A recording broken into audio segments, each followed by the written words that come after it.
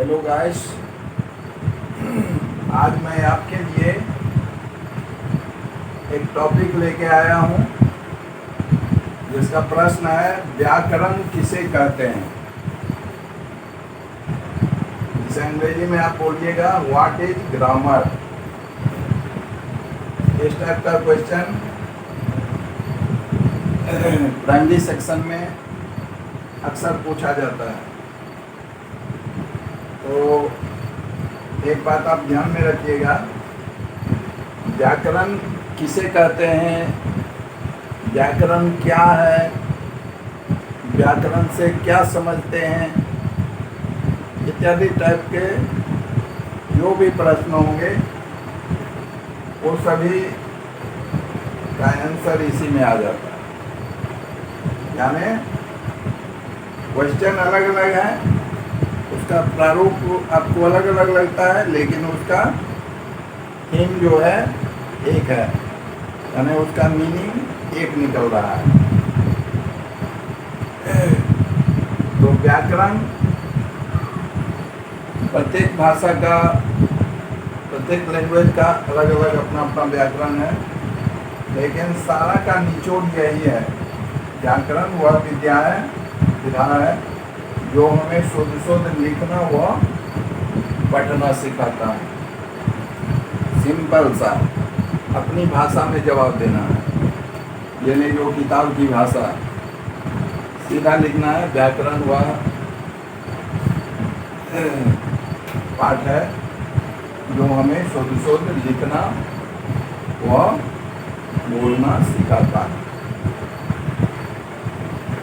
जिसको अंग्रेजी में आप पढ़िएगा, व्याकरण का अंग्रेजी होता है ग्रामर। जैसे इंग्लिश ग्रामर वो इंग्लिश का व्याकरण हो गया, हिंदी ग्रामर वो हिंदी का व्याकरण है, उसी तरह उर्दू ग्रामर होगा वो उर्दू का होगा। यानी प्रत्येक लैंग्वेज का, प्रत्येक भाषा का अपना अपना अलग ग्रामर होता है। तो grammar is the study of sentence structure, मतलब यह हमें यह सिखाता है कि हमें कैसे सेंटेंस को शुद्ध लिखना है।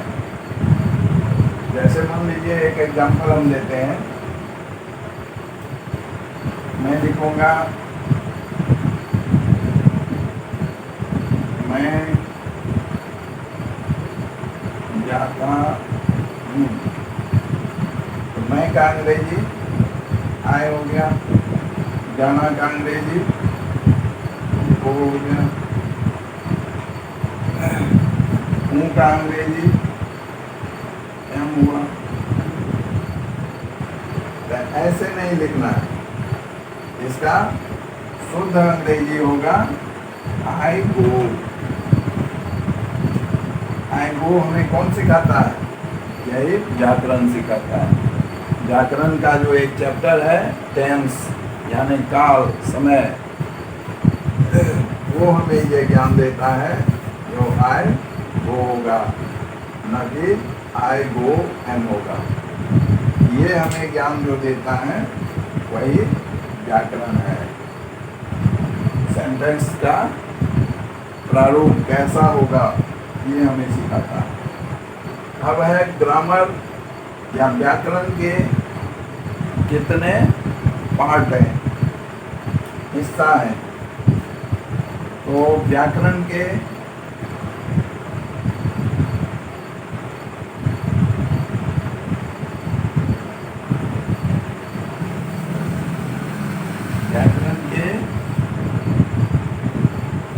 पांच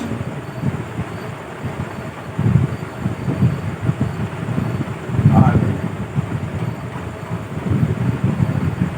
यानी व्याकरण को हम 5 भागों में बांट करके समझते हैं, क्योंकि एक ही बार समझना मुश्किल है। क्वेश्चन तो सीधा है, व्याकरण किसे कहते हैं, लगता है ये तो बहुत आसान है, ये तो व्याकरण वह विधा है जो हमें सोचो लिखना और पढ़ना सिखाता है।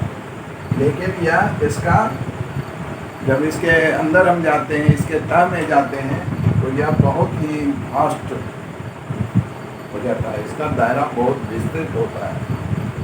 तो उसके लिए हम इसको 5 भाग में बांट करके अध्ययन करते हैं। तो इसका पहला भाग है इसका, सबसे पहले हम लोग क्या सीखते हैं? वर्ण। तो वर्ण सीखते हैं यानी अक्षर सीखते हैं, उसको हम लोग बोलते हैं वर्ण विचार, यानी वर्ण पर हम लोग चर्चा करते हैं, विचार करते हैं, वो वर्ण विचार हो गया। अब इसका इंग्लिश क्या होगा? इंग्लिश भी हमें आना चाहिए। तो वर्ण विचार को अंग्रेजी में हम लोग ऑर्थोग्राफी बोलते हैं, ORTHO, ortho, GRAPHY, orthography. Orthography मतलब हो गया वर्ण विचार, यानी पहले हम वर्ण सीखते हैं। जैसे वर्ण कितने हैं? हिंदी में हम सीखेंगे तो वर्ण बोलते हैं 52, अंग्रेजी में बोलेंगे तो वर्ण कितना है? 26, 26।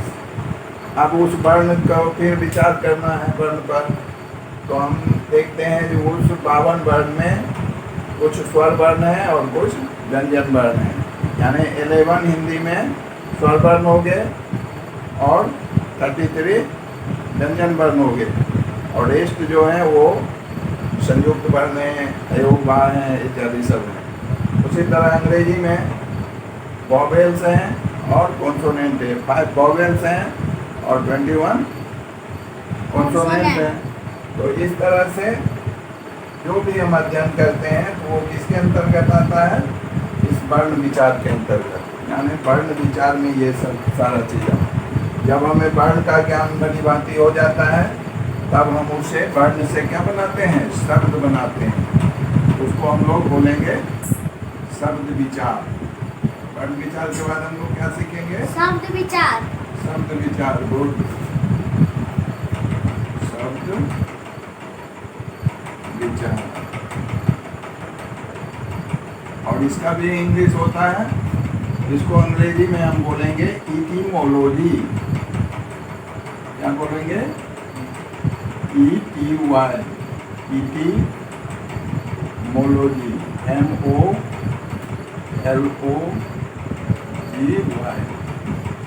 इटीमोलॉजी। इसमें हम लोग शब्द सीखेंगे, यानी उन वर्ण से हम शब्द बनाना। जैसे हिंदी में भी शब्द क्या है? ग्रुप ऑफ लेटर्स, यानी वर्णों का समूह है। तो वर्ण के समूह से हम 2 तरह के शब्द बन सकते हैं, एक बनेगा सार्थक, एक बनेगा निरर्थक।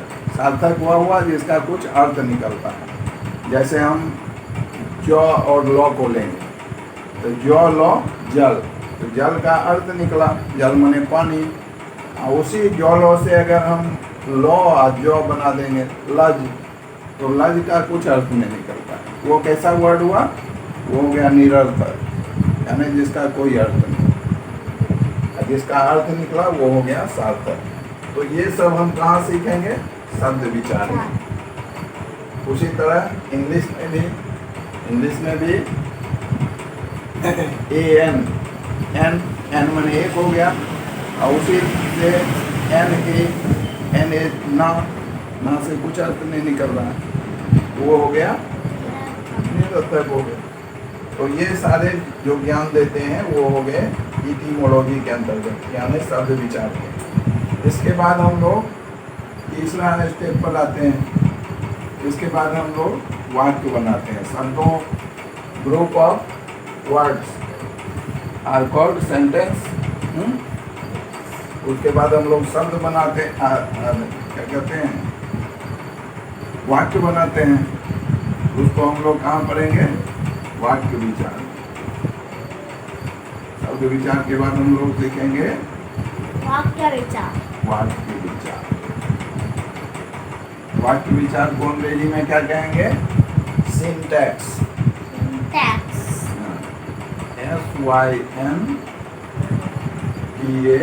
SYNTAX। सिंटैक्स। सिंटैक्स मीन्स वाक्य विचार।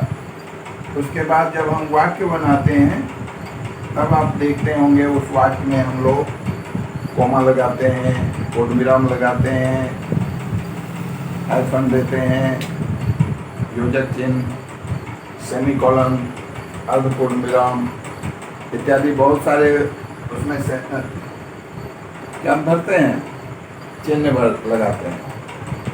उस वाक्य में चिन्हों का प्रयोग करते हैं। तो उसके लिए हम लोग किस पर वर्णन करेंगे, चिन्ह विचार पर। वाक्य विचार के बाद हम चिन्ह विचार पर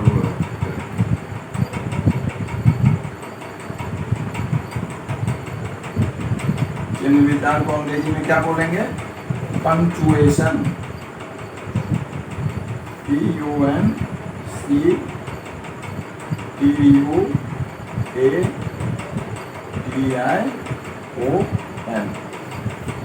पंक्चुएशन। पंक्चुएशन मतलब चिन्ह विचार। और लास्ट में हम लोग जो अध्ययन करेंगे वो हो जाएगा छंद विचार।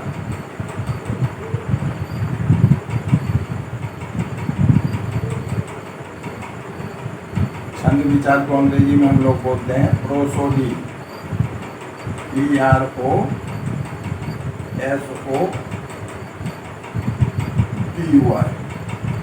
प्रोसोडी, प्रोसोडी मतलब छंद विचार। यानी जैसे हम लोग हिंदी में कविता पढ़ते हैं, कविता क्या है, छंद है। रामायण पढ़ते हैं तो रामायण में दोहा बना हुआ है, वो क्या है, छंद है। हनुमान चालीसा पढ़ते हैं तो वो क्या है, छंद है। तो ये सारे जो भी हो गए वो इस चैप्टर के अंतर्गत आएगा, प्रोसोडी यानी छंद विचार। तो इन 5 भाग में बांट करके हमें ये शुद्ध लिखना और पढ़ना आ जाएगा। जब हम इन 5 विचार पर, 5 टॉपिक पर हम चर्चा करेंगे तो हम जो भी बोलेंगे, जो भी लिखेंगे वो मेरा एक्यूरेट होगा, शुद्ध होगा। और इसी में अगर हम किसी भी क्षेत्र में अगर अधूरा है, जैसे हम सेंटेंस लिख दिए, वाक्य पूरा लिख दिए और उसमें पूर्ण विराम नहीं लगाए, फुल स्टॉप नहीं लगाए, तो मुझे क्या समझा जाएगा, इलिटरेट समझा जाएगा। लिटरेट की श्रेणी में नहीं, इलिटरेट यानी अशिक्षित समझा जाएगा। कोमा नहीं लगाए तो हमें इलिटरेट समझा जाएगा।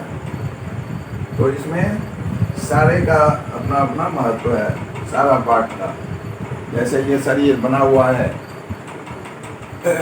भिन्न भिन्न पार्ट से बना हुआ है, आँख, कान, नाक, मुंह, जीभ, त्वचा, सारे चीज़ को मिला के बना है। इसमें अगर कोई भी एक पार्ट अगर अलग होता है तो हम अधूरा हैं। उसी तरह व्याकरण के बिना हम उस भाषा के अधूरे ज्ञान को प्राप्त करते हैं। व्याकरण जो है ये हमें पूर्णता प्राप्त करती है। तो इन्हीं शब्दों के साथ मैं आज का टॉपिक समाप्त करता हूँ। आशा करता हूँ ये टॉपिक आप ध्यान में रखेंगे और अपने भाषा को समृद्ध करेंगे। वाच करने के लिए धन्यवाद। आपका दिन शुभ हो।